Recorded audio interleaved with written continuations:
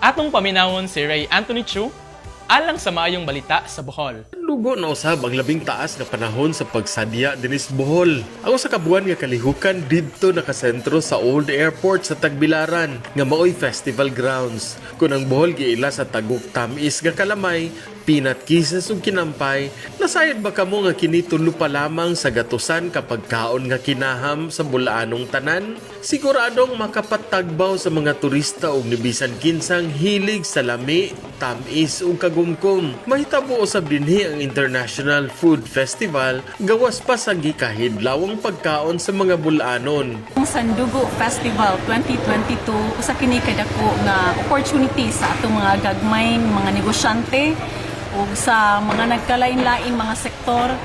Aduna po sila yung mga nagkadaiyang produkto nga gusto nilang i-showcase. So dinhi sa atong Sandugo Festival Ground, makita ninyo dinhi ang daghan nga mga food concessionaires, open ni every day o matag gabi aduna usab tay mga nightly entertainment.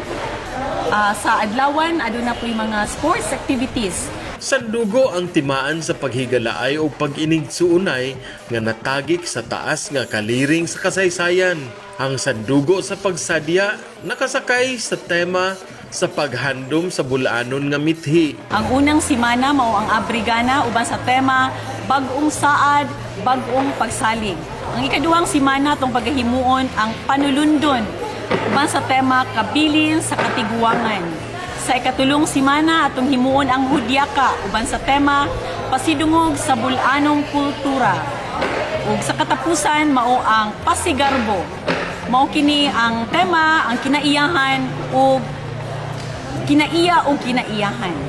Alang sa dugang kasayuran sa mga kalihukan o kasadya sa Sandugo Festival 2022, bisita ang Sandugo Festival Facebook page o suruya ang festival grounds diri sa Old Tagbilaran City Airport alas 11 ngadto sa alas 10 sa gabi. Gikan diri sa Bohol alang sa maayong balita Central Visayas, kini si Ray Anthony Chu, PIA Bohol.